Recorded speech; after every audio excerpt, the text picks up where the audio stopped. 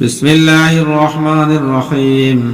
হযরত আবু উমামা রাদিয়াল্লাহু তাআলা আনহু হইতে বর্ণিত আছে যে নবী করিম সাল্লাল্লাহু আলাইহি ওয়াসাল্লাম ইরশাদ করিয়াছেন, আল্লাহ তাআলা কোন বান্দাকে 2 রাকাত নামাজের তৌফিক দিয়াছেন, ইহা হইতে উত্তম জিনিস আর কিছু নাই। বান্দা যতক্ষণ নামাজে মশগুল থাকে ততক্ষণ তাহার মাথার উপর কল্যাণ সমূহ ছিটানো হয় এবং বান্দা সেই জিনিস হইতে বেশি আর কোন জিনিস দ্বারা আল্লাহ তাআলার নৈকট্য লাভ করিতে পারে না, যাহা স্বয়ং আল্লাহ তাআলার জাত ও সত্তা হইতে বাহির হইয়াছে, অর্থাৎ কোরআন শরীফ। ফায়দা: উক্ত হাদিস শরীফের অর্থ এই যে আল্লাহ তাআলার সবচেয়ে বেশি নৈকট্য কোরআন শরীফের তেলাওয়াত দ্বারা হাসিল হয়। হযরত আবু হুরায়রা রাদিয়াল্লাহু তাআলা আনহু হইতে বর্ণিত আছে যে রাসূলুল্লাহ সাল্লাল্লাহু আলাইহি ওয়াসাল্লাম একটি কবরের নিকট দিয়া যাওয়ার সময় জিজ্ঞাসা করিলেন, এই কবরটি কাহার? সাহাবা রাদিয়াল্লাহু তাআলা আনহুগণ আরজ করিলেন, অমুক ব্যক্তির। তিনি ইরশাদ করিলেন, এই কবরবাসী লোকটির নিকট 2 রাকাত নামাজ তোমাদের অবশিষ্ট দুনিয়ার সমস্ত জিনিস অপেক্ষা অধিক প্রিয়। রাসূলুল্লাহ সাল্লাল্লাহু আলাইহি ওয়াসাল্লামের এই ইরশাদের উদ্দেশ্য এই যে 2 রাকাতের মূল্য সমগ্র দুনিয়ার আসবাবপত্র হইতে বেশি, আর ইহা কবরে যাওয়ার পর বুঝে আসিবে। হযরত আবু যর রাদিয়াল্লাহু তাআলা আনহু বলেন, একবার রাসূলুল্লাহ সাল্লাল্লাহু আলাইহি ওয়াসাল্লাম শীতের মৌসুমে বাহিরে আসিলেন। গাছ হইতে পাতা ঝরিয়া পড়িতেছিল। তিনি একটি গাছের 2টি ডাল হাতে লইলেন, উহার পাতা আরো ঝরিয়া পড়িতে লাগিল।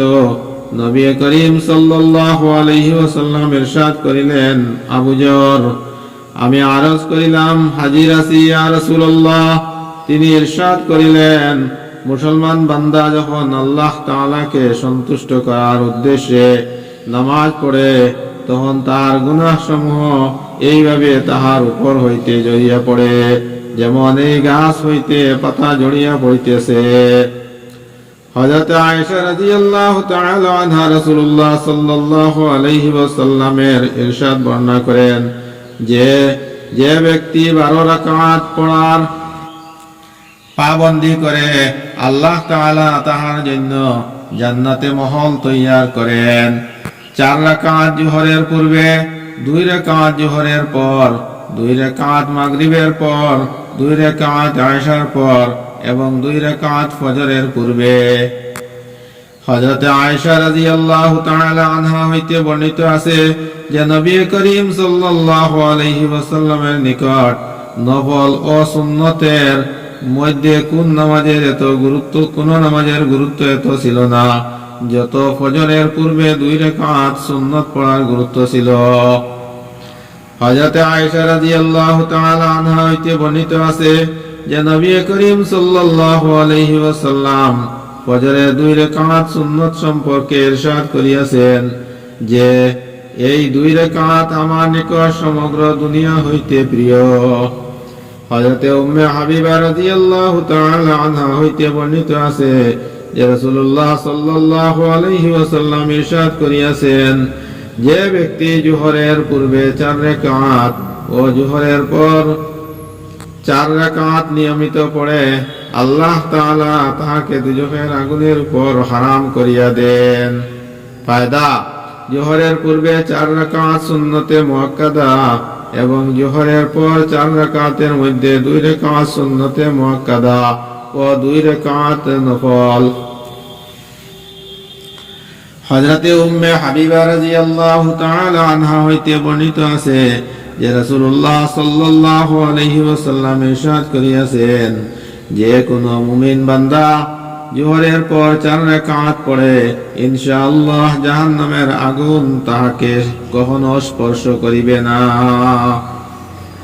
হযরত আব্দুল্লাহ ইবনে সাঈদ রাদিয়াল্লাহু তাআলা আনহু হইতে বর্ণিত আছে যে রাসূলুল্লাহ সাল্লাল্লাহু আলাইহি ওয়াসাল্লাম সূর্য ডোলার পর জোহরের পূর্বে 4 রাকাত পড়িতেন। তিনি ইরশাদ করিয়াছেন, ইহা এমন সময় যখন আসমানের দরজা সমূহ খুলিয়া দেওয়া হয়। এই জন্য আমি চাই যে এই সময় আমার কোনো নেক আমল আসমানের দিকে যাক। ফায়দা: জোহরের পূর্বে 4 রাকাতের দ্বারা উদ্দেশ্য হইল 4 রাকাত সুন্নতে মুআক্কাদা। কোন উলামায়ে কেরামের নিকট সূর্য ডোলার পর 4 রাকাত জোহরের সুন্নতে মুআক্কাদা ব্যতীত ভিন্ন নামাজ। হযরত ওমর ইবনে খাত্তাব রাদিয়াল্লাহু তাআলা আনহু বলেন, আমি রাসূলুল্লাহ সাল্লাল্লাহু আলাইহি ওয়াসাল্লামকে ইরশাদ করিতে শুনিয়াছি যে সূর্য ডলার পর জোহরের পূর্বে 4 রাকাত তাহাজ্জুদের 4 রাকাতের সমতুল্য। রাসূলুল্লাহ সাল্লাল্লাহু আলাইহি ওয়াসাল্লাম ইরশাদ করিয়াছেন, এই সময় সমস্ত জিনিস আল্লাহ তাআলার তাসবিহ পাঠ করে।